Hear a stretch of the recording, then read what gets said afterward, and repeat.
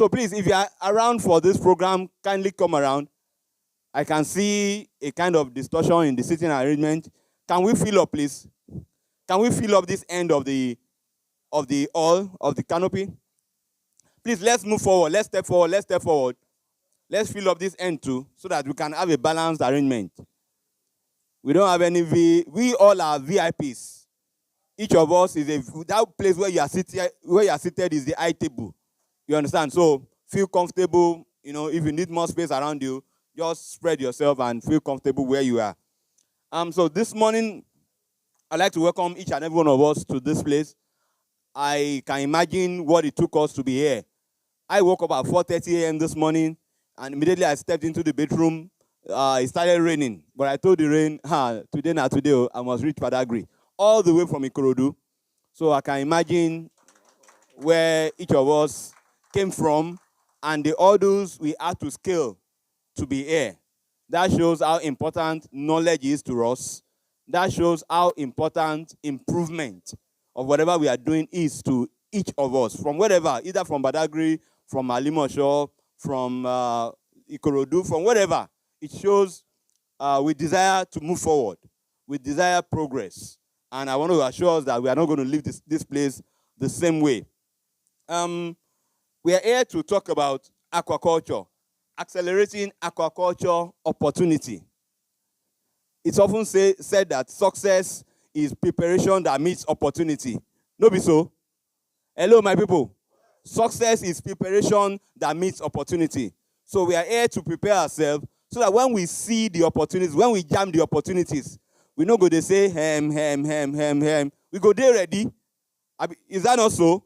We'll be ready to tap into the opportunities that are available. Imagine someone comes and says, oh boy, this is a check of 10 million naira. You are a fish farmer now. What are you going to do with it? And I say, can I come back to see you tomorrow? Make I go gather what I want to do. BJ, you said, For me, you did my head. If you ask me now, what will you do? Oga, come. I need I want to produce 2 tons of fish. This is the amount of feed that I need to produce. I want to produce 200,000 juveniles. This is the amount of root stock that I need to produce. I need number of solar pumping machine. This is how much it is sold. I need I need Elox. Elox will go to carry my feed now. This is how much, sharp. Before you know, it's that 10 million naira self. No go gather rich. The man will need to rewrite that check. So we are here to prepare ourselves so that when we meet the opportunities, we will key into it right there and then. And today, we have a partner. There are people all around that have one thing or the other. They have resources that can benefit us. But one way or the other, we are not connecting appropriately, especially in the agric industry. We are not connecting appropriately. Thus, we are struggling with so many things. There are reservoirs of knowledge in some places.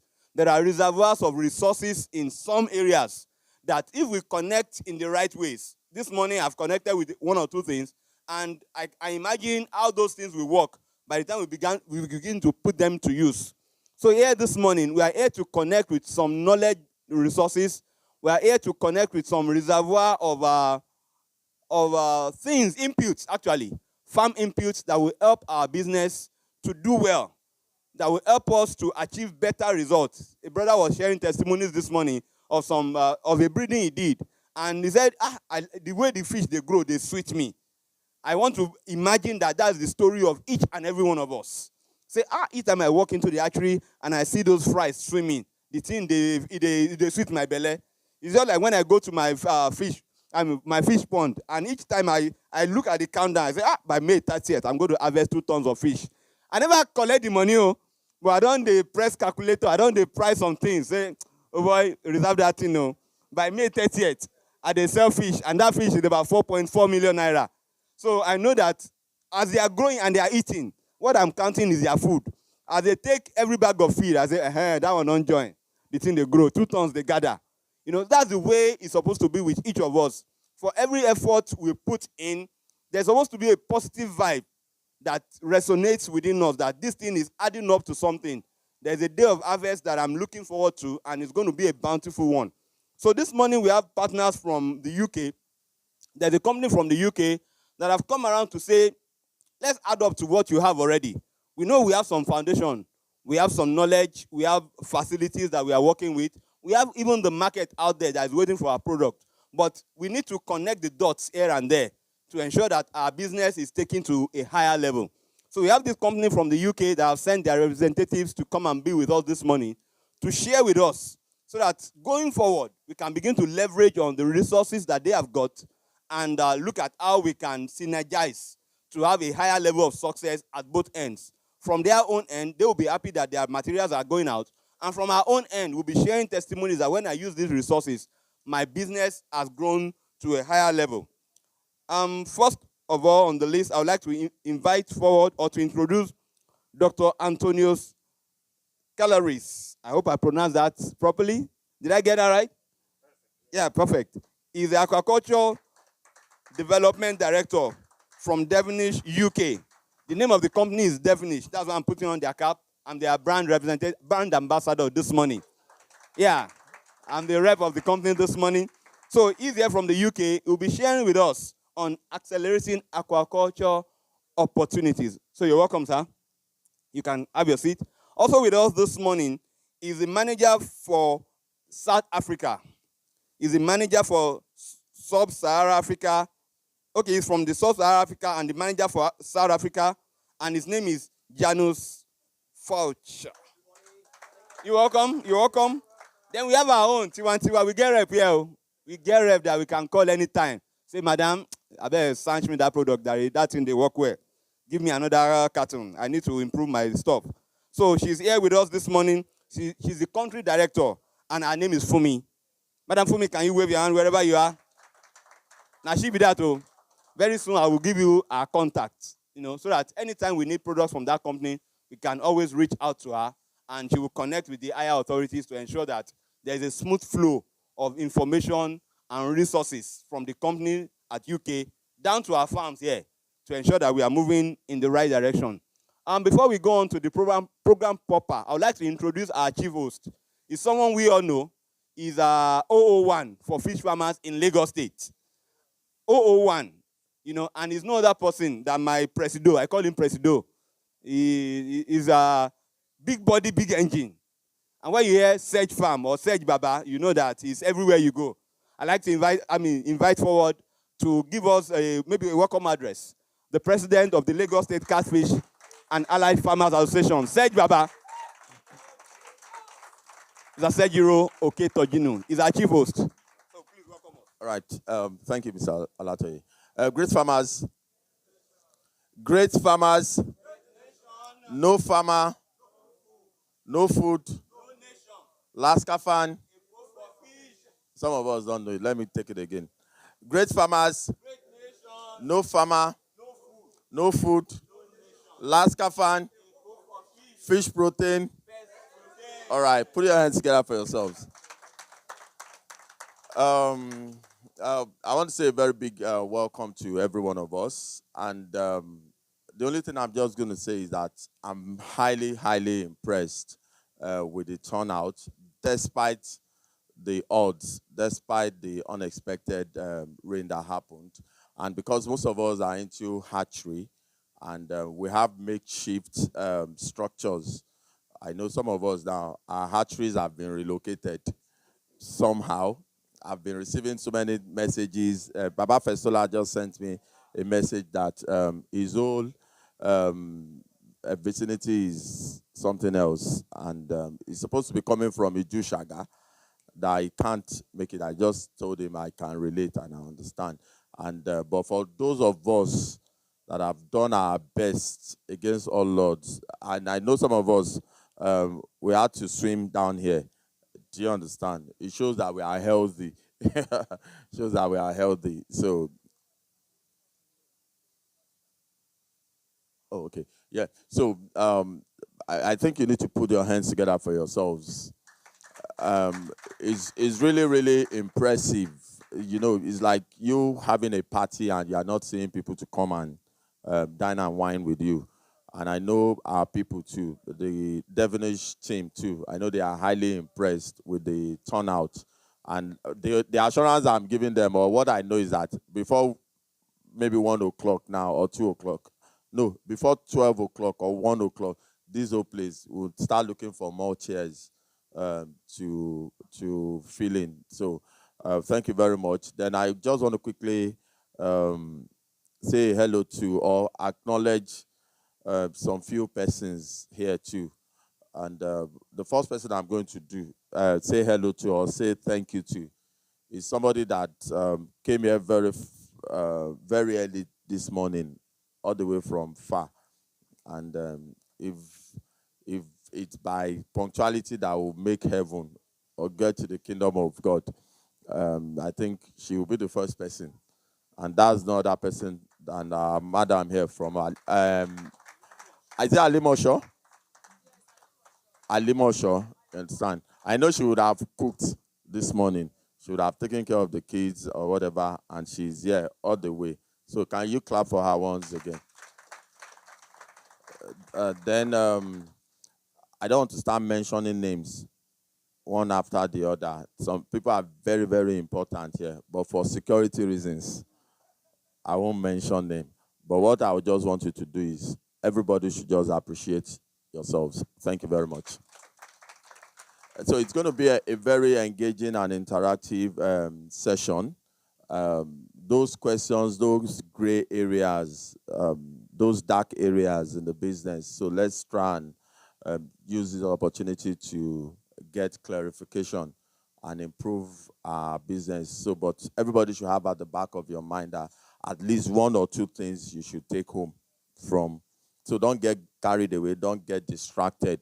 And for some of you, we understand ourselves. If you can't understand the English that will be coming from the Oyinbo Pepe, you can just say, Kilowi, then we'll break it down. Thank you very much. Yes, sir. A round of applause for my presido. That's last Kafan 001. Every other number they gather behind 001. You know now. But don't worry, we'll get there. Yeah, so before I invite the presenter, because we don't have time this morning, I would like us to run a little exercise so that we'll all be on the same page. The topic is accelerating aquaculture opportunity. When you say accelerating, what do we mean? What do we expect? To accelerate, what does it mean? Speed up, increase speed. Speed up, increase speed. To do more, gbẹ́sẹ̀lé. Oga, you turn it too slow now. Gbẹ́sẹ̀lé kini jàre, Deco, let it cross, let it move faster. So we have all been doing one thing or the other. We want to take it to another level. We want to scale. We have all our targets. I remember I was telling someone early this year that over time, I've wanted to sell fish every month, but it's not been possible. I do my lunch, 3-4 months, I sell my fish. And my target has always been, if I can sell every month, I will have consistent income. But now, fun no day. So they do every 3 months, every other month, every 6 months. And that way, the thing no they gather. But this year, I don't do every agidi. Say this year. So I started with 1 ton every month from January. Gradually, we moved it to 1.5 ton. By this month, we'll start every month 2 tons selling. My target is December. We want to do 5 tons every month. That's gradual, accelerating. So to accelerate opportunities is to increase speed of delivering, to increase speed of hitting your target. So imagine what area of your business you want to scale. Imagine what area of your operations you want to hit your target. I don't know what your own targets are, but my own target is big. When I looked at this place, I said, yeah, this is a fraction of what I intend to do. It's a fraction of some of the things I have in my mind. So seeing this happening shows that, yes, we can. Can you? Yes, we can. Yes, we can. Yes, we can. So if we can have this part of the show taking place today, then some other parts can fit in at the appropriate times, and then we have a piece that is beautiful to look at. So without wasting our time, I'd like to invite Dr. Antonius to take us on accelerating aquaculture opportunities. You're welcome. Thanks. Hello, everyone. I hope you can hear me okay. My accent is a mix between English and Greek, so I apologize for that. If you don't understand something, please don't be afraid or shy to ask. Go for it. So my name is Antonios or Antonis, the short version of it. I'm developing the aqua side of Devenis globally. And first of all, I would just like to amplify what said before. I really appreciate all this effort that you made today to come here, the farmers, the representatives of different associations, the chairman, the presidents. It really means a lot to us. So really, really thank you from the bottom of my heart for that. So today we would like to discuss I would like to give you a very brief idea what's happening in other places outside of Nigeria and the global context of aquaculture, some strategies and some tools that have been used and we've seen working. Some things work, some things didn't work. So there's not really much point to reinvent the wheel and try to learn from, so we have to learn from these mistakes and move forward and fast track and accelerate this opportunity that we call aquaculture here in Nigeria. So ideally, we can have a discussion towards the end of the presentation. So you can keep your questions on a notebook. But if you got any really, really burning questions that you cannot hold inside you, please feel free just to ask during the presentation. We don't want anybody to be stressed or anything like that. So I will start with a very quick introduction about myself when I was young and beautiful 14 years ago. So originally I'm from Greece. I did my first degree in ichthyology there. And then I realized that Greece is a bit too hot for me and the food is a bit too good. So I moved to the UK to do my master's in Sterling. And one of the things that we did back then, it was broodstock management in hatcheries. And you can see here in the picture, again, that's 14 years ago. I repeat, it's still me, but it was 14 years ago. So we did ultrasound in cod to actually to identify the sex at the early stages of the fish using ultrasound technology that we use for pregnant animals or women. So it's very easy to use, and also to quantify how many eggs we get per female broodstock. So it's a very nice tool, very easy to use, that I did my master's in. And then I carried on with a PhD in nutrition and health in Sterling, which basically the topic was to accelerate and amplify, increase the hatchery production of a species that we called Balan wrasse, which is basically a cleaner fish that eats the parasites of salmon. So it was a very nice species diversification exercise for the industry and for myself. So we learned a lot, and that's what I would like to share with you as well today. In terms of work experience, I worked for about 8 years in 2 different hatcheries, marine hatcheries in the UK, and then I got a role for about 4.5 years in feed production in the UK and Norway, developing part of the business over there. And now I'm a member of the board of directors of the European Aquaculture Society, and my job is with Devenis, as I mentioned before, to develop the aqua side of things. So that was a quick introduction about myself. Devenis is an Irish-based company with global presence. It's a science-based company. We trade with over 50 countries around the world, and we are about 300 colleagues globally. And we have a very, very strong presence here in Nigeria with Funmi and with Janus covering the whole sub-Saharan area, and obviously with our distributors. So the structure of today's presentation, I would like to start by giving a very quick introduction about the global scene, what is happening aquaculture-wise globally in different regions. Is it growing? Is it declining? Is it steady? Where are we? Then I would like to discuss about species differentiation. The last day, we had the opportunity to go around Sedge farms and the neighboring farm and Bobola, is that correct? Yes. So we had the opportunity to chat directly with the guys, and it seems that catfish is doing great, but there are so many other species that could potentially happen here. And I will explain some reasons later on. Then we go into stress in fish primarily. All of us are getting stressed. It can be heat stress. It can be stress from the environment in general. It can be noise stress.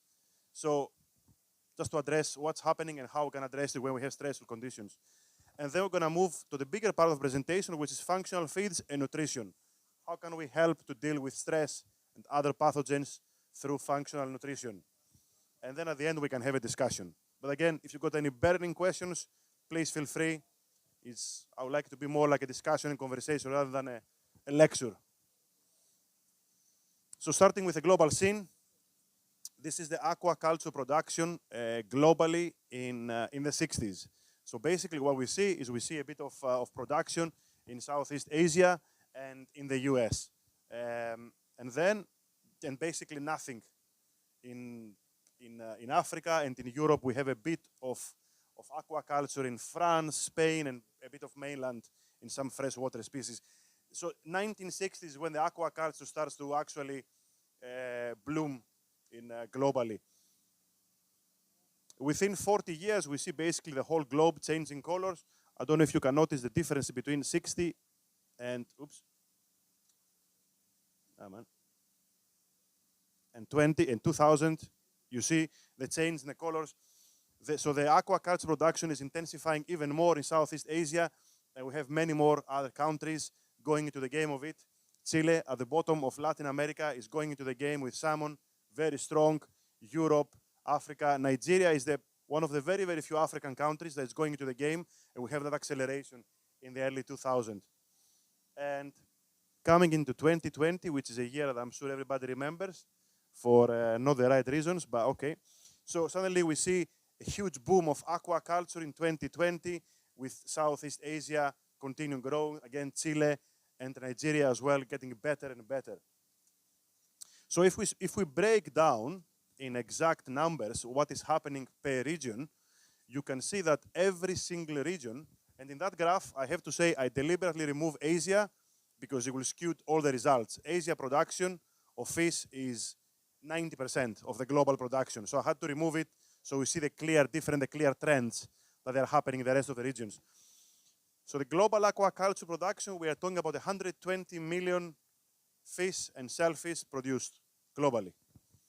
So what we see is with Europe and Central Asia, Latin America and Caribbean, Middle East and Northern Africa, we have a continuous growth. We carry on growing, we never stopped. Maybe we had a few months of delaying things, but it's a continuous growth. North America, we see since 2005, we see a stagnation. But my belief is that that's because of, let's say, political pressure and social acceptance. They believe that wild fisheries is still the way forward instead of aquaculture. So you don't get permissions for new sites and everything.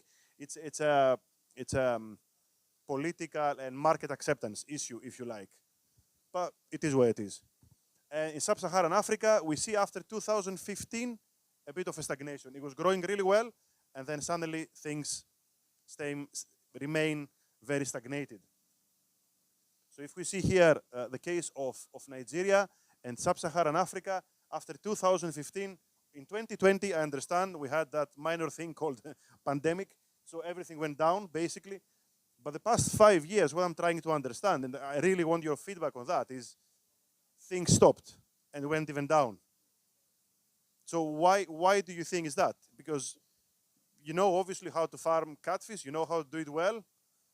Did something change so dramatically that it had that impact, so strong impact into the production? Put in your notes, please, so we can discuss later on.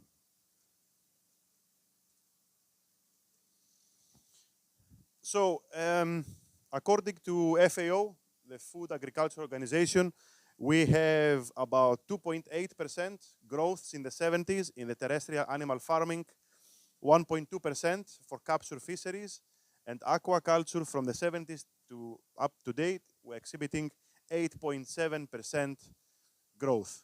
This is the average. So that makes aquaculture the highest, has the fastest growth rate in all the animal production. It was mentioned before that fish protein is the best protein, but it's also the one with the biggest potential. Any other animal protein, source of animal protein, basically we know that we reached a plateau, basically. There is no more space, there is no more resources to produce more fish, more pigs, more beef. This is it. When aquaculture still, we're only scratching the surface, globally. So it is a huge opportunity across the globe, and definitely in Nigeria. The trends that we see in basically 99.9% of the farms and the feed mills that we go around, everybody has exactly the same problems, exactly the same challenges, with different priorities every time, but in a nutshell, we are facing about disease management. It's one big thing, can destroy the whole farm like that, as I'm sure you might have experienced that, unfortunately. Environmental impact. Environment, it's only that much that we can control. We're experiencing global warming and all these things. And also improved production efficiency. It's all about efficiencies. One thing that really struck me yesterday, the visits, is all the circular economy that's been utilized here, utilizing every single bit of the fish, utilizing the gonads, utilizing the stomach, utilizing the skin of catfish, utilizing every single bit of resource, using a used old bathtub to make some new tanks for experimental. This is efficiency, in my opinion.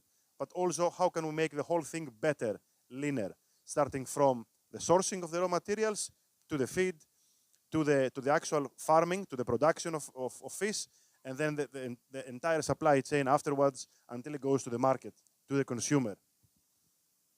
So these are the three main areas: disease management, environmental impact, and production efficiencies that are the main challenges that we are facing in aquaculture.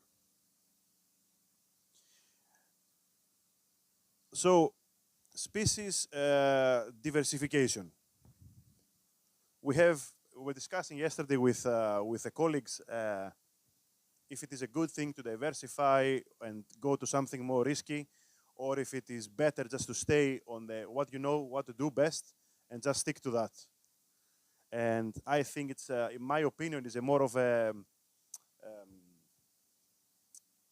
how can I say, generational thinking. If you speak with a bit older people, they will say, okay, we know what we do, we've been doing it for 20, 30 years, this is what we do, let's stick to that. If you speak to younger people, they'll be okay, but I would like to try something different. So I will just give you a few tools that we've seen that they worked in the past in other species, and then it's up to you to make that call or not. So the first thing that somebody has to do when they want to go into the strategy, a go-to-market strategy, is understand the industry. What is the industry doing? What's happening? Not just locally here in Nigeria, but also what's the global context? Is it going up? Is it going down? Is there an opportunity? Is the disaster that's about to happen? And also, what are the growth drivers and the challenges? What will be the real factor that will drive the growth? Is it the requirement for cheap food? Is the requirement for high quality food? Do we want something that's very added value, that has something that's exceptional nutritional value, that we want to boost the nutritional intake? It's all these things that we have to understand. Then we have to define the target market. We have to be realistic about our expectations. We have to map down the market size and the market potential. Where would we like to go? And if we would like to go there, can we support that with our current production and with our current plans for the future? And also the competitors. If we're surrounded by competing farms or feed mills around the area, is there any space for us to breathe? Or do we have to export? Do we have to try different methods? So it's very important, know the market and know the competition. The third thing, my personal favorite one, is product development and innovation. If you don't innovate, you can't go anywhere further. Standard production can just take you that far away, but innovation will take you one step further. So adopting sustainable aquaculture practices, looking ahead for 5, 10 years, this is the key. We can make things, we can take a few shortcuts and make things happen for this cycle, the next production cycle. But long term, we have to think sustainable. What will be the best for our farm, for the environment, and for our people as well, long term. Technology is playing a bigger and bigger part into aquaculture. We see a lot of artificial intelligence, for example, coming into aquaculture. We have a lot of technologies from the pharmaceutical industry. We are very lucky, if you like, in a way that aquaculture started relatively recently. Well, pretty much every other industry has started much, much earlier. So we have to learn from them and adopt this technology for the benefit of our industry. Product differentiation and value proposition. It's key to diversify It's key to know your product and where you can add some value. I'll use an example that I saw yesterday. I had the opportunity to try some smoked catfish eggs here in the farm. Really, really good, but they were just in a bag. Catfish eggs, and this is it. And I said that to Sed's wife. I'm like, but that's caviar. So caviar basically is the most expensive product you can get globally, fish product. You got the beluga caviar, for example, from Russia and Kazakhstan, is one of the most expensive delicacies you get globally. And you are promoting the catfish eggs as just catfish egg as a byproduct. So just by adding a label, by highlighting to the consumer the value of that product, that's going to add a lot of value. So this is getting right the value proposition of the product. Having exactly the same product, but know how to market it. This is key, without any significant investment. But again, nevertheless, an amazing example of product differentiation. It's not just the catfish, it's so many other things that we can get from the catfish.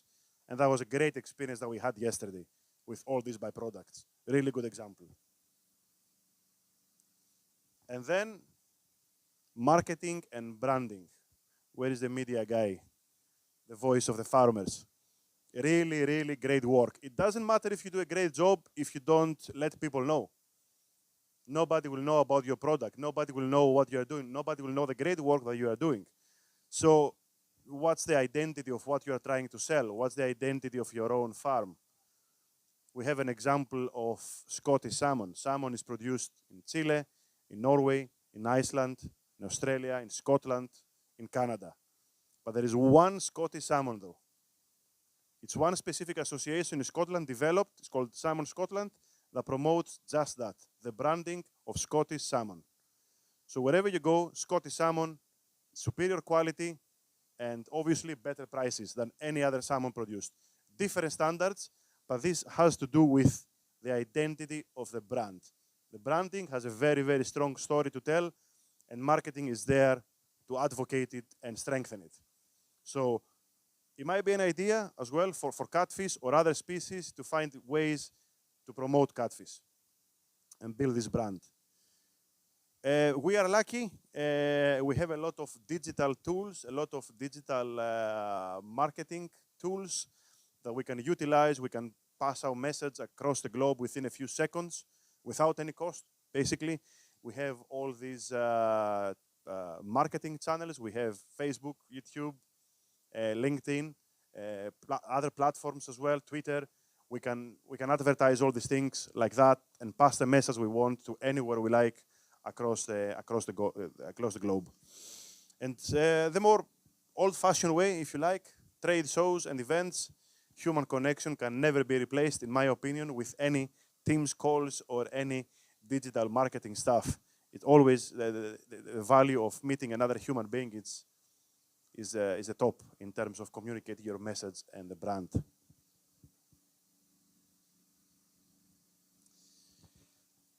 So some more practical considerations before we decide to diversify in our species. Number one is stakeholder participation. Just make sure that everybody is on board and everybody agrees with, or most of them agree with your plans, and you just hold hands and you move all together. So processing industry, are they on board? You can do something in small scale and process your catfish and fillet it. But if you want to go large scale, is there a processing industry to support that, for example? Marketing organizations and public authorities and regulators.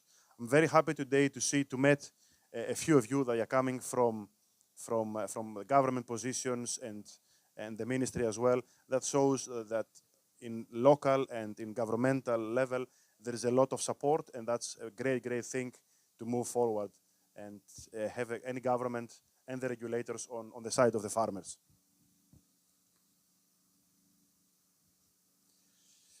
The next thing is biological challenges. It's us as being farmers, I mean, we know that better than anybody else. Disease risk is always can be around the corner. We just don't know when it's going to happen. So we have to be able to have it in our mind, have the tools to tackle it when it comes. Because it will come, unfortunately. Genetic, nutrition, health, and environmental strategies. All these things, they have to be adopted. They have to be adopted to the new conditions, to the new species, and find the best way forward. New farming practices and harvesting gear. At the moment, we use some specific gears to harvest our fish, but will that be compatible to the new species? Would it be smaller? Will it have the same shape? All these things, they have to be taken into consideration. And then it's the legal side of things. We always have to be legal, or try at least to be legal. We have to assess the legal framework of each area, of the countries that would like to export our products, what standards do they want, what accreditations do they want, and then we can shape up our product based on that. Access to capital, that's always a minor detail. Everybody needs a bit of money. That's the fuel that will take us to our destination. If we don't have any capital, access to serious amount of money, we can't really scale up any production. And also implementation time. We have to be realistic about the time plan and something that's attractive enough to all the stakeholders. I'm just thinking about the species diversification. I was thinking yesterday night the example of salmon. Salmon was farmed traditionally started in Scotland and Norway, and slowly we started having a lot of regulations. It was becoming very bureaucratic, and the cost of salmon was going higher and higher and higher. Highly regulated, very strict licenses to have new licenses, new sites. And then the Chileans came. The Chileans came about the 90s, 80s, 90s. They were okay. We're going to do salmon as well. We'll get some technology. We'll get some guys from Scotland. We'll get some guys from Norway and scale it up. But they didn't have the legal framework in place. So the whole thing went out of control. Start producing, taking the cost down. It was a big hit for the Norwegian and the Scottish industry.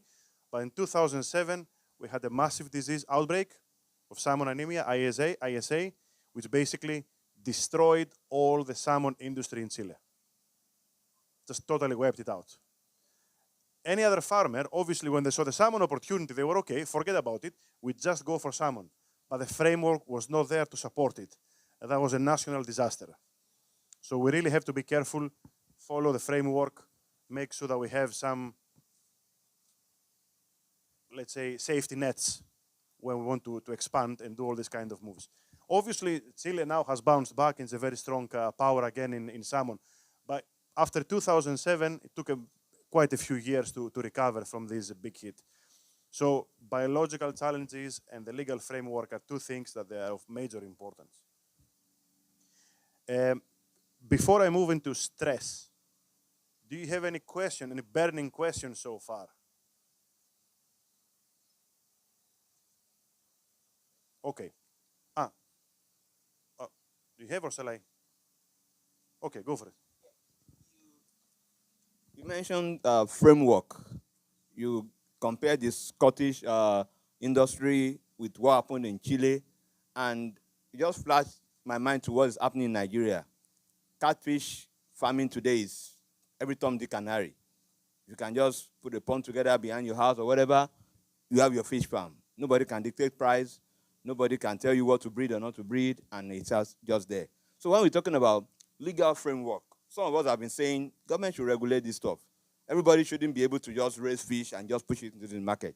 So when we're talking about legal framework, can we break it down a little? What do we need to do? How do we control what's being done? Is it seed production we are talking about? Is it the feed? Is it the marketing aspect of it? You know, what do we need to do so that we can have some form of control at the level of the government, at the level of the association, and then we can have some form of food security and job security for we, the practitioners. Thank you. No, really good comment. So one tool that's been quite commonly used is basically divide the whole area into zones. So it's easier to manage. So in case of we have a disease outbreak, for example, you can just say, okay, whoever has been in this zone is not allowed to move to the other zone. So it's something very easy that does not really require anything to do. So it's better to manage if things go bad. Then it can be a legal framework, for example, of some guidance from the authorities about the stocking densities. That we know from our experience from some farmers that if you push a pond beyond this limit, that means extremely high risk. So that needs to be communicated to everyone that, guys, it's no point to do the same mistake. Please be careful when you put over 10, 15, 20,000 catfish in a pond of that size, or as I like to present it, kilograms of fish per square meter of water. That's the right metric. Then we are flirting with death, basically. So it's just guidelines.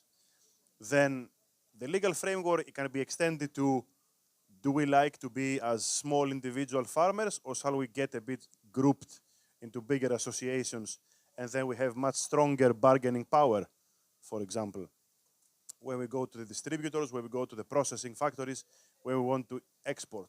So is that framework in place? And so it's all these things that we have taken into consideration. Okay.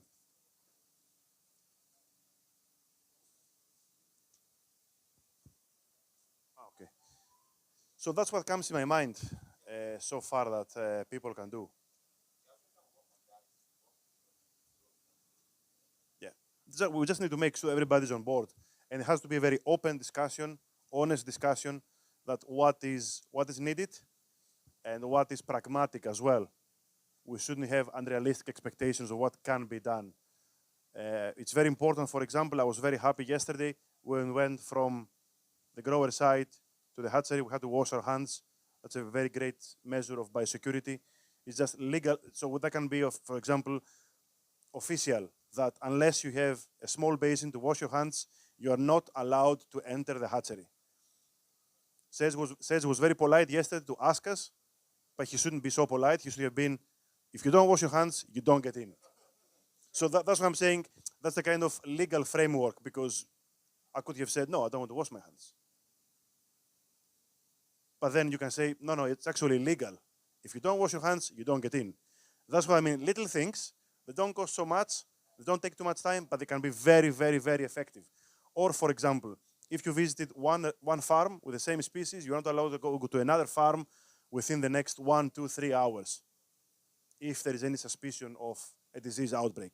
These little things, these little tools that we're using in other species that can easily be implemented, I would say. But it has to be some sort of discussion. Authorities and farmers. Everybody sit together around the same table and exchange ideas. Can I add to that? In a lot of other markets, there is a minimum standards, for instance, for feed that the government sets forth. So, in other words, there's for catfish, a feed company has to produce a minimum standard of vitamins, minerals, crude protein. I'm sure that's already happening in Nigeria. But what we have seen that really works is self-regulatory companies, so associations like yourself, getting together, putting down minimum standards for your own products. For instance, catfish, it needs to have a minimum standard on, let's say, bacteria, salmonella control, that sort of thing. And then you brand that as, according to the association, this fish are associated with the association, so it has a minimum quality certification. And that is how you create a bit of protection against the fly-by-nighters. So, in my opinion, thank you.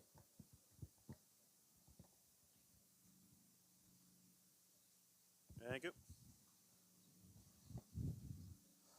Very, very valid point. I mean, that's the differentiation as well, again, of the salmon industry, that we have certain levels of EPA and DHA, higher omega-3 than any other salmon. So maybe something similar can happen with local species that you've got here. Stress. I guess everybody has been stressed in their lives, but at least once, especially being farmers. But I just want to really ask you, how can you tell if your fish are stressed? Is there any way, what is the metric that you are using to say, okay, that fish is stressed? Because we can be experienced farmers with 30, 40 years of experience and just look at them and be, okay, something is wrong. But if you don't have that level of experience, how can you tell that your fish is stressed? What are you using? What's your Or you just go with a gut feeling? What's the metric that you're using?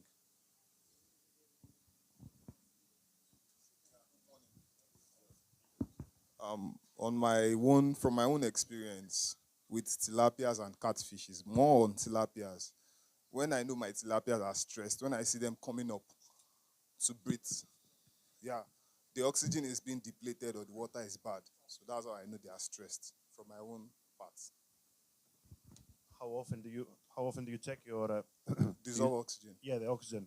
Yeah, I check in the morning and mostly in the morning, early in the morning, not in the evenings, but not every time though. Okay. But mostly when I'm to check is in the morning because I know during the day, probably when the sun is out, the oxygen will be high. So that's with a portable meter, I guess? Is it with a portable oxygen meter? No, I don't even use oxygen. I don't check that in the afternoon. No, in the morning. How do you In the check your morning, oxygen? yes. If I'm to check, I'll use a meter. Dissolve With a oxygen meter, okay. Yeah. So that's when they are coming up to bring their mouth up and gas. So I know something is wrong. So I check the oxygen. If the oxygen is fine, check other parameters. Do you have a level of oxygen that will be alarming for you? Do you have a number that will make you feel stressed? Probably when I just see that it's high, I change the water or check my aerator system if it's working fine. But what will be the oxygen meter that will make you feel stressed? That you will look and you'll be, oh, I would like to put more air. I would like to put more. No. I don't really have much idea on that. Okay.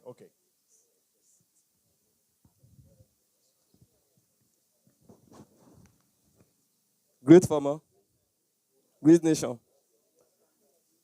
My own name is Victor Emmanuel. So for me to, when I want to observe that my fish have stress, so it's when I look the surface of the water. If the surface of the water is foamy, if I see some foam on the water, so I will know that the fish have stress. And what I used to do is I will quickly remove the water from them. So, and I will start doing circulation for them, circulate another water for them. So, and before, maybe if I do that in the morning, before evening, the stress will stop. That's what I'm doing. Okay.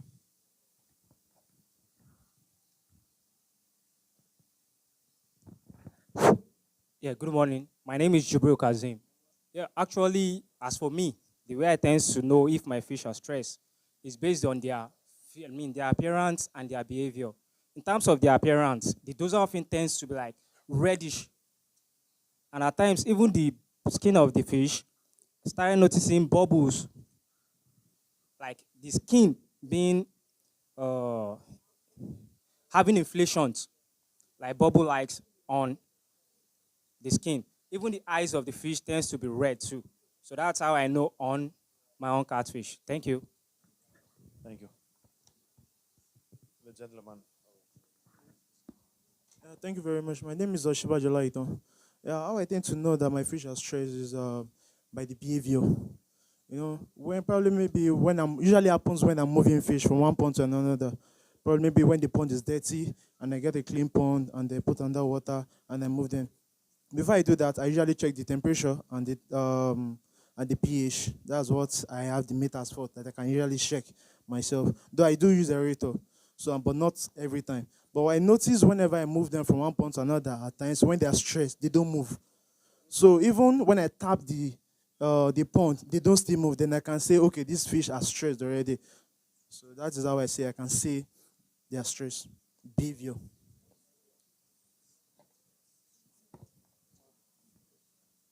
Yeah, for me, catfish especially, the way I know they are stressed or there is an infection in the system is when I look at the bubbles. I look at the bubbles of my fish and you see it collapsed or coiled.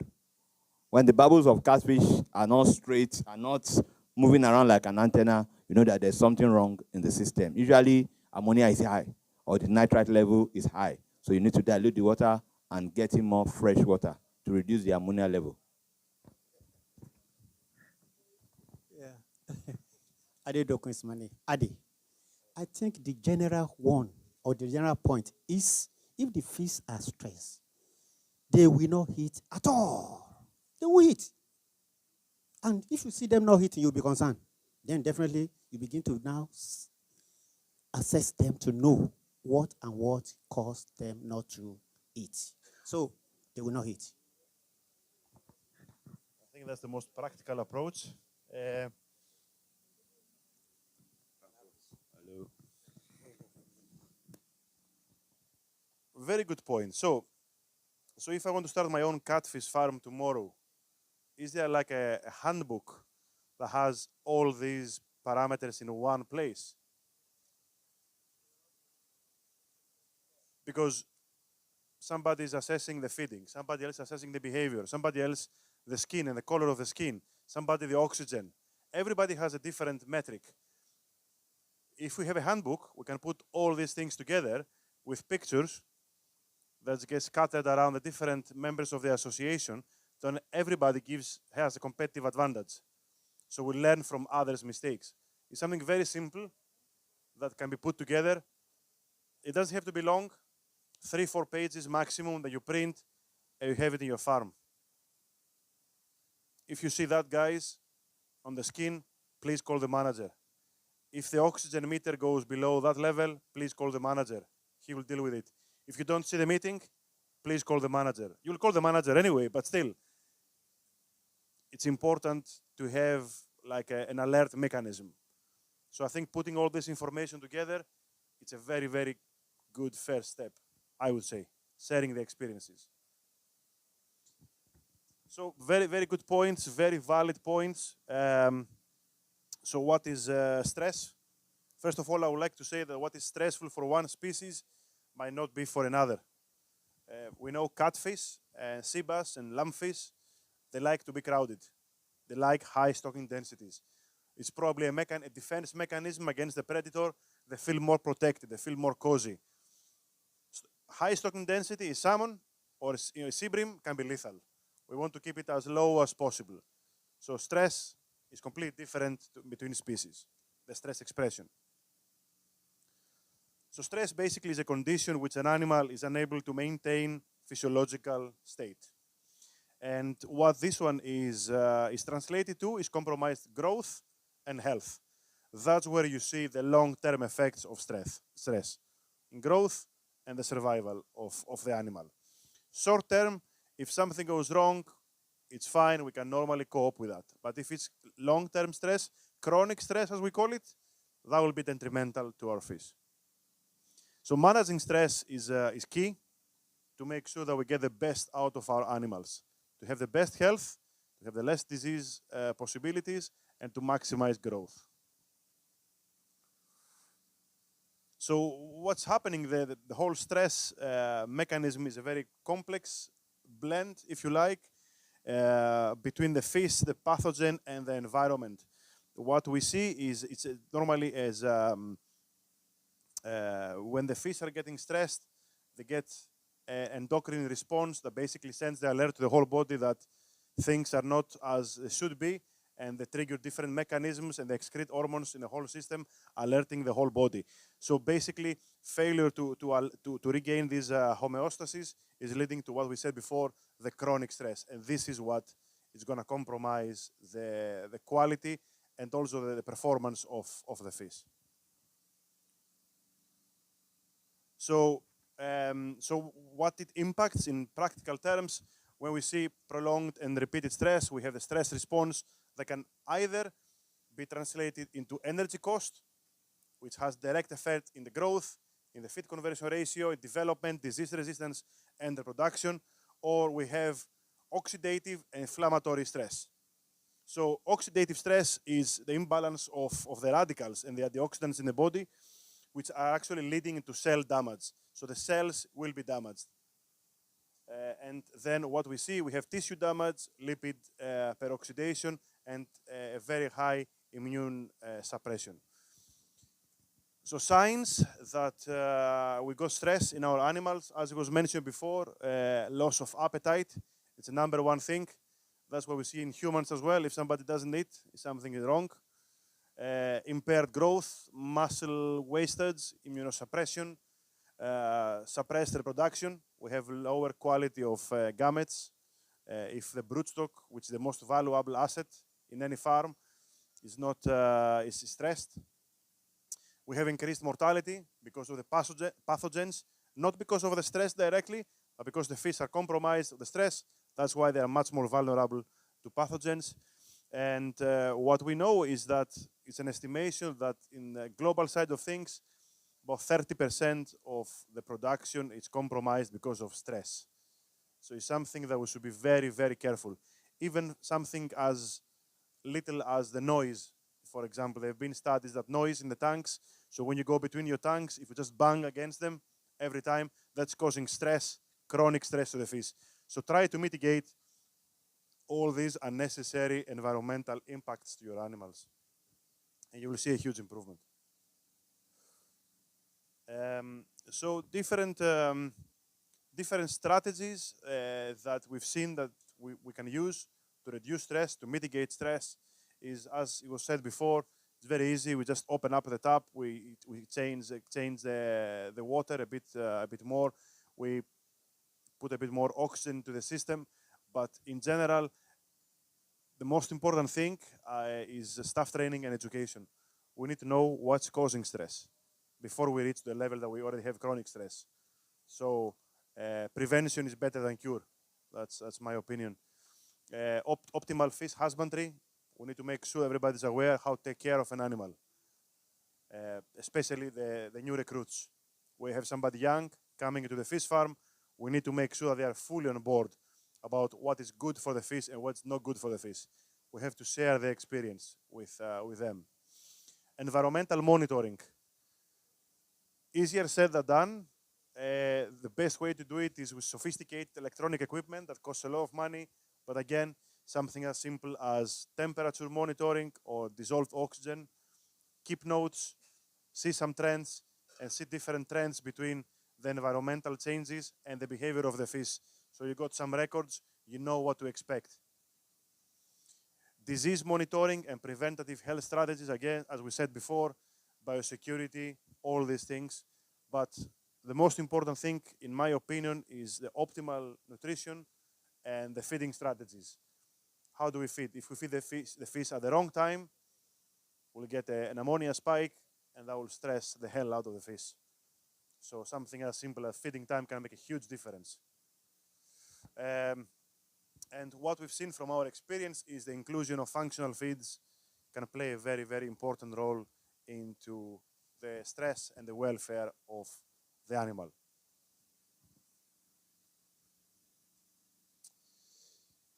Any questions about stress before we move into the big topic of functional nutrition, which is going to be big?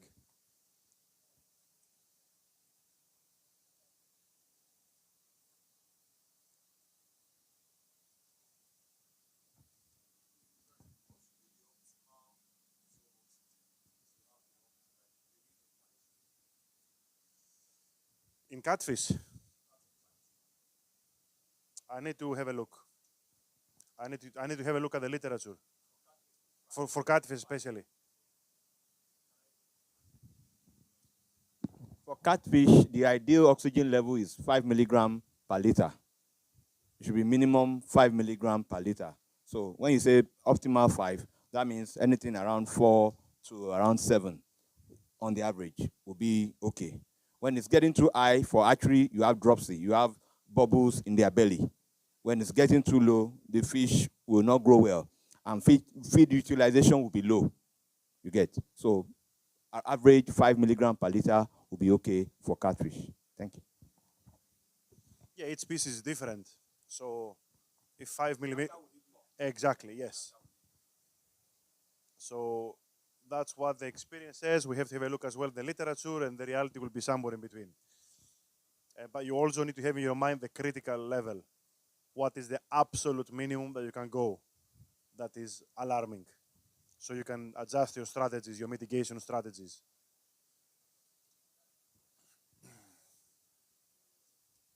Any other ways that you are at the moment dealing with stress in the fish? Any other tools that you are using apart from adding extra water or adding extra oxygen? Sorry? Yes, we add salt to their water. It also helps them to reduce stress. Sometimes when we are transporting them through, we add little salt to the water. So it helped them a lot. So you just add it directly into the water?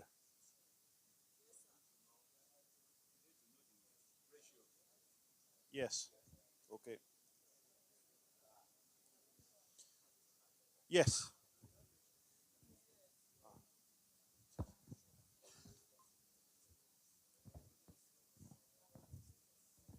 Good morning. Okay, we said the optimal level for the DO is 5 ppm. But in cases where you get to that higher grade of level that causes that bubble, what do you do to bring it back?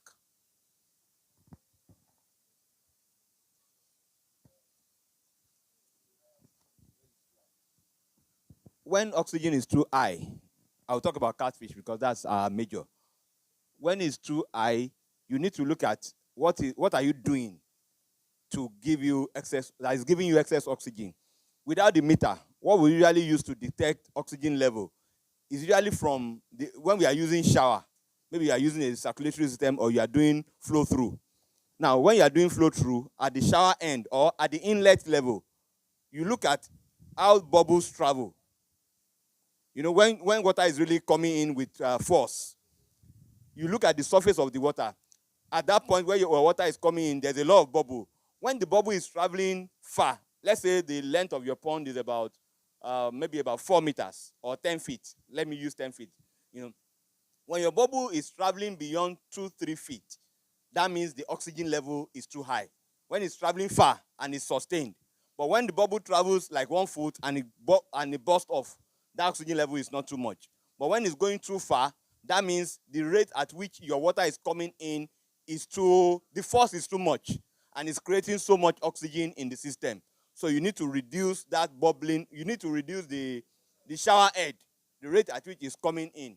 So what you can now do when you discover that it's too high, what I have done over time, especially for fries, is add a little salt to your feed and feed them. There's a way it absorbs the extra bubbles that you have in the system, the extra oxygen that you have in the system. So add a little salt, especially to your feed, and feed them. It will help to reduce the oxygen content.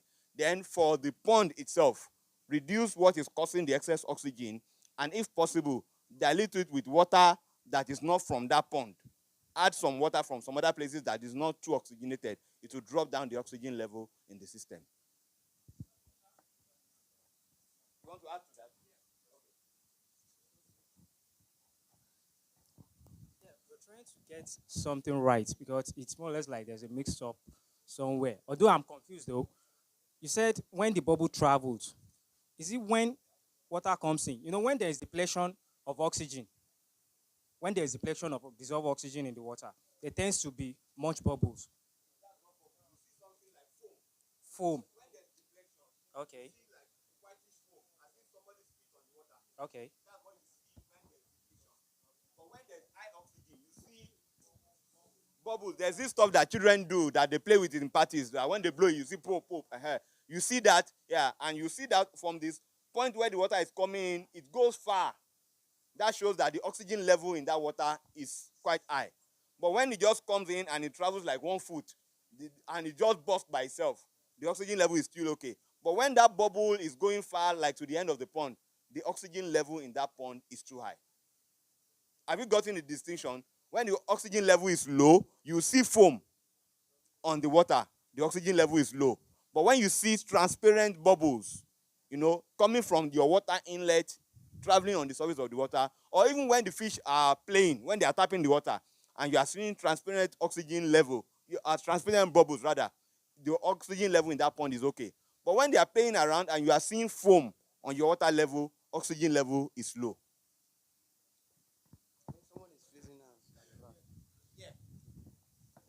Yeah, thank you very much. Please, I'm directing this to Dr. Antonio. Please, what's your take on the usage of salt? Because I see from your body language, you didn't really yeah. And another thing I want to point at is that I want to indulge everyone here. Let's be flexible and let's be opened, because here in Nigeria and maybe in Lagos, the way we practice our hatchery is we do more of, I won't say try and error. I'll say we do more of, we try to just come up with some little solutions to our problem. We don't go mostly with equipment. We try to improvise. Let me just use that. We try to, like the issue of salt, I believe is more of improvisation, not we doing the right thing or having the right equipment to tackle most of the problems we have. Please, I want us to discuss more, and maybe we can have a guideline on the right things to do. If there are ways to get equipment that won't be that expensive, or we can improvise to tackle most of these problems, it will help us a great deal. Thank you. No, definitely. I mean, the use of salt is widely spread in the aquaculture industry. It's one of the very common things to regulate homeostasis in fish. There's more regulation. So, for example, in salmon, when they go from fresh water to seawater, you put a bit of salt in the feed to make the body ready. In aquariums, it's pretty common, used for bacteria and fungi as well. You put a pinch of salt, and this is you. So it's pretty commonly used. But I've never seen it personally used in the water for treating animals. I've seen it used in marine hatcheries to regulate the buoyancy of the larvae, because the larvae, they were just stuck at the bottom of the tank. So we add a bit of salt into the water, so the larvae will be easier to float. But just personally, I never used it to help with the immunity and the stress. But it is used in feeds quite heavily and in larvae. Yeah. But just with the oxygen, what I would like to share is that it's equally bad when we have very low oxygen, not to stress the fish and give them very rapid change into oxygen. If we do it, it has to be gradual. If we have, for example, an oxygen bottle, and then we can just put diffusers or an air pump, do it slowly. Don't go all guns blazing, because it's going to cause an even higher stress to the fish, a spike, exactly. So gradually, slowly. And yeah, about the equipment, you are absolutely right. I mean, you have to work with what you have. Make the most of it. It's in an ideal case scenario, you can have oxygen meters in every single pond, continuously monitoring with alarm system. But it's going to cost a lot. But yeah, we have to be creative here. We have to be creative. But again, it will be good to have some guidance, or maybe we can have like a DO meter per association, per area, and then it will be one guy once a week or the high risk period going around and just check and make sure that you are roughly on the permitted limits, if you like. That will go back to the framework that we're discussing, that everybody can chip in the big association and buy that piece of equipment. That would really make your lives much easier, I would say.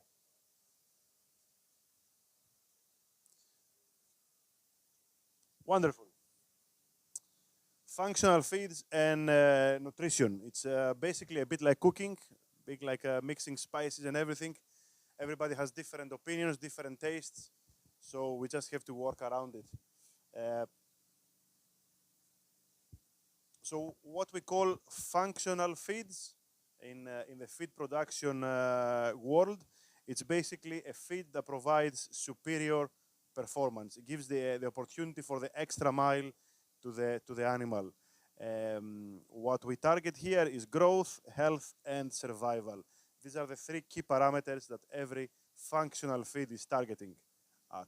So it's basically, when we say functional feeds, again into the feed world, it's what we call the added value range of the company. So it's something that gives the competitive advantage to the feed, to the farmer, and also to the market. Do we need functional feeds? We discuss about stress, and as aquaculture is intensifying, there is always more and more stress going into the systems. We have higher stocking densities, more intensive feeding. We have to push and push and push the boundary. So based on that, we have also to reduce the environmental impact on our fish. And functional feeds is one of the tools that we have in our hands to mitigate that. So we have rising health challenges. We have a lot of pressure in many countries to replace some of the marine raw materials. The fish meal and the fish oil, it will only carry on being more and more expensive. So we have to find some alternative solutions to that. Raw material costs in general, I'm sure you've experienced that yourselves, especially the past few years, the prices are not going to go any lower. They will just carry on, go higher and higher. So we have to be a bit more creative. We have to be a bit more effective on the way that we're using the feed. And we must not forget that feed is over 50% of the cost in any farm, and it's responsible for over 80% of the environmental impact in any farm, fish farm or shrimp farm. So feed has to be taken really, really seriously in any farm operation. But what's the top priority for the functional feeds? It's basically to increase the systems and the feeds efficiency. That is the main role. And then the growth, the survival, they will come later on, and the health. So why shall we use them? Because we want shorter production cycles. We want to sell our fish as early as possible. So that means that we're going to feed them, we're going to use less feed to feed them. We'll have less risk for disease outbreaks. Oops, there you go. We'll have bigger fish, we'll have increased biomass. Bigger fish in the one production cycle means more biomass, means more profit for the farmer. And we have reduction of treatments and health management costs, simply because the fish will be much faster out of our system. But what are the metrics? And I really want to insist on that, because if you cannot measure something, you cannot improve it. Discussing with some people, they say, oh, the water quality is good or it's bad. How good? How bad? What is your current situation now? In 1 year time, in 6 months time, is it better compared to 6 months ago, or is it worse? We want to have a number. Simple tools, a thermometer, keep a daily record. How is it going? So this year the production is worse than last year. Why? Is it because of the temperature? Let me check the records. No, it's actually the same. So it's not the temperature, it's something else. It's a nice tool to help us steer our interest and identify what the problem is. So if you cannot measure it, you cannot improve it. Remember that. So growth rates, growth efficiency, the feed conversion ratio, how much feed do we need to, how many kilos of feed do we need to produce 1 kilo of fish? Mortality rates, but the most common, the best used metric is how much feed it's going to cost per kilo of fish produced. How much is each kilo of fish produced going to cost us? That's the ultimate metric for every farmer. So on the feed additives, we have 4 main categories. We have the technological additives, which are preservatives, antioxidants, emulsifiers, for example. We have the sensory additives, which are flavoring, pigments, attractants. We have the nutritional, vitamins, minerals, amino acids. And we have the zootechnical additives, which are targeting digestibility and processing aids.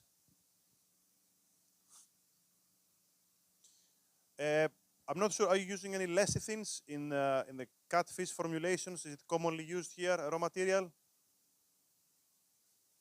So lecithin, it's basically a technological additive. It's an example of a technological additive. It's bile salts are natural emulsifiers. So we see lecithin is naturally occur in the cell membranes of many plants, like soybean, sunflower, and rapeseed. So what we see, it helps to emulsify and absorb all the fats by the animal. But then we take it one step further with what we call lysolecithins, which is basically if you enzymatically hydrolyze lecithin and you take away and you hydrolyze the lecithin and you take away one of the tails on the fatty acid So basically, this process mimics what happens naturally during the digestion of the fat, where the phospholipids hydrolyzed into bile to yield lysophospholipids. So basically, what we achieve with lysolecithins is a match with the same amount of fat. We achieve a much better emulsification and a much better absorbance of the nutrients. I think I'll skip that. So we have an example here of a product that's commercially available. It's called Dynamic Aqua, which is a powerful emulsifier, is a lysophospholipid, and it's a blend of lysolecithins. And I will go straight into the trial that we did with tilapia, actually, just to give you an example of the results that we can achieve when we use something like that. So we had two different diets, one standard diet and one standard diet that we added this product. The weight of the tilapia was between 17 and 25 grams. And for 14 weeks, we grow them. And within 14 weeks, what we saw is that we achieve a 6.8% difference in feed intake.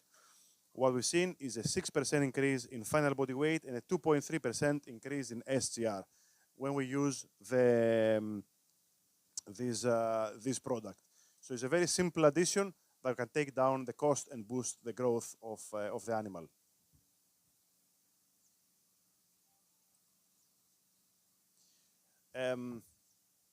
Another product that's been used quite heavily into the feed industry is called Deviclay.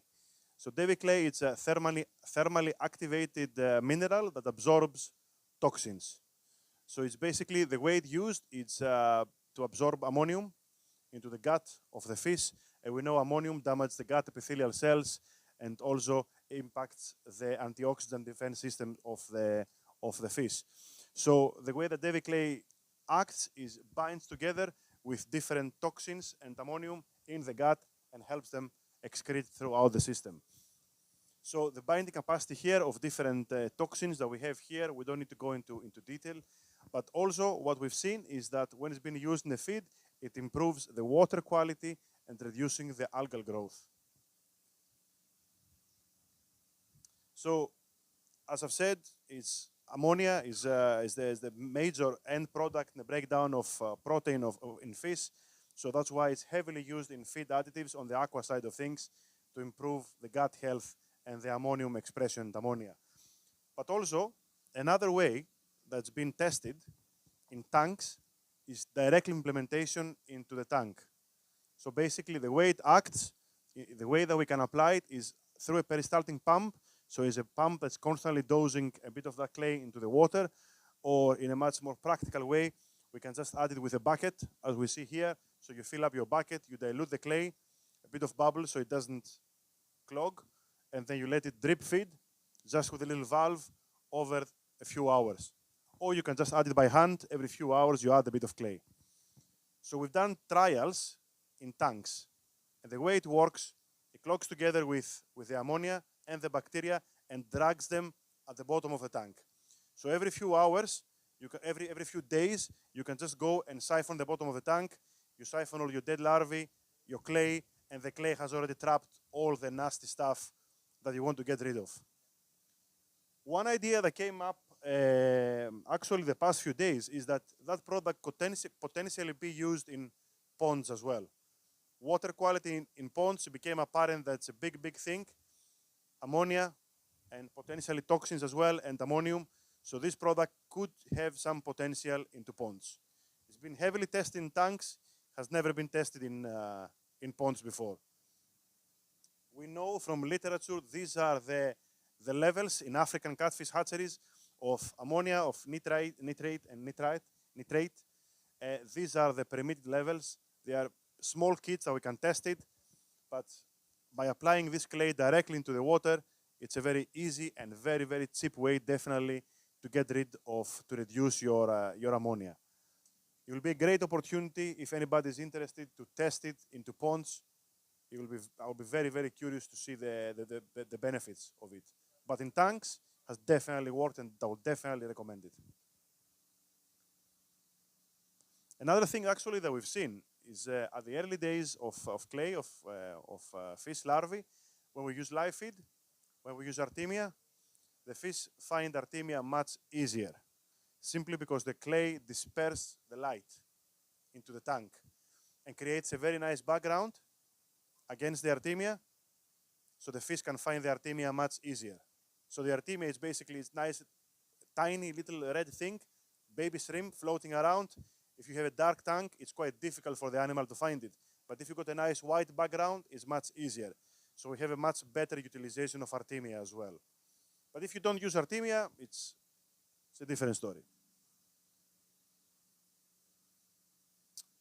I just got here another example of zootechnical additive. It's a processing aid, which is some patented technology from Devenis. It's been recently developed. And actually, Janusz is the global product manager for this product, which is a unique blend of glycerol esters of propionic acid, buffered organic acids, and surfactants. Has various benefits into the actual processing of the feed, and improves the efficiency of the whole feed mill. And what we've seen, with very, very low inclusion rates, 0.1 and 0.2% of inclusion, depending on the recipe, we can see some cost savings or up to $70 per ton of feed produced. So it provides a huge, huge competitive advantage to the feed mills.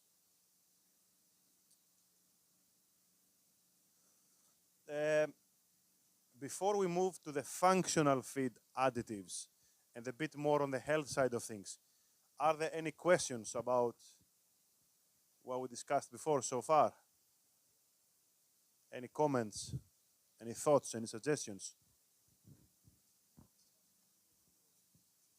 Thank you very much. You talk about, initially you talk about the use of AI in aquaculture. So I want you to expatiate on that because we all know what AI is and we know it's doing wonders.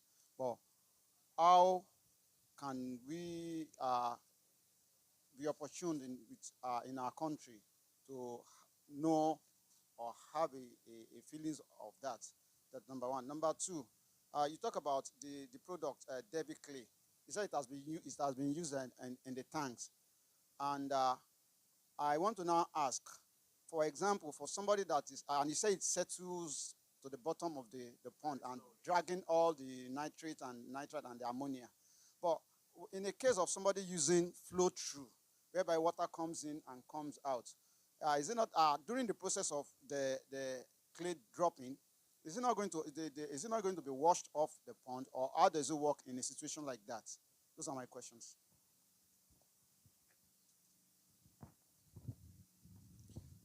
I'll answer first about Davy Clay. So basically, it's very, very slow drip feed. So you see, it's just a drop every few seconds.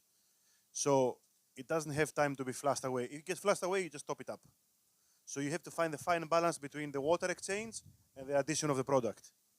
But you will find the balance. But it's absolutely fine because it disperses so fast. It's like adding a bit of milk into your tea. It just goes like poof. So, does this answer your question about the clay? AI. So we're discussing yesterday, if the bigger the tank, the more you need to add. So ideally you can add more than one bucket so you got a nice dispersion. Don't just have one bucket with a big pipe like that. Have 2-3 buckets that you have a nice even spread. If you don't have buckets, you can just scatter it around with you dilute into a glass with a beaker, and you just spread like that every few hours.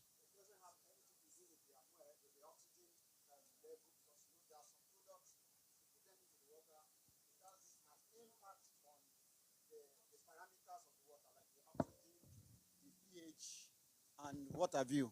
So this particular one now, does it not have any impact on the water, other water parameters. I don't know whether you understand what I'm trying to say. Yes. Okay, so that's it. Not to my knowledge, no. But again, I've not tested it in ponds yet. So I don't know what's going to happen, for example. In tanks too. In tanks, no, it's absolutely fine. So it basically was created in tanks as an alternative to the green water technique. So people used to use live algae or algae paste to feed the artemia or the rotifers. But with clay, you can totally replace live algae. So it's absolutely fine, yes. And artificial intelligence. So yesterday again in the farm, it was a bit of an a discussion about automation, automatic feeders, and what is better and what is worse. So yes, automation is a very nice tool. Artificial intelligence is a very nice tool. It makes our life easier, but I don't think in any point we should allow it to overtake humans. Simple example, not as advanced as artificial intelligence, automatic feeders. We were chatting yesterday in Povola that automatic feeders, why you're not having automatic feeders? And the answer was, we believe that the human hand is the best sensor you can, the best feeding mechanism, which I totally agree. When you scale up though, you need a bit of technology to help you. But the feedback that you get when you feed the fish every day, you need a lot of sensors to achieve it. So again, human hand, the human soul, if you like, to me, is the best tool that we have available anywhere. So big friend of AI, but I still believe in in humanity. Any more questions? Okay, let's dive into what we call functional feed additives.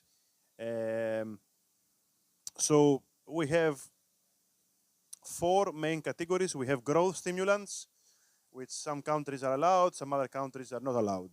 We have nucleotides, for example, in growth stimulants.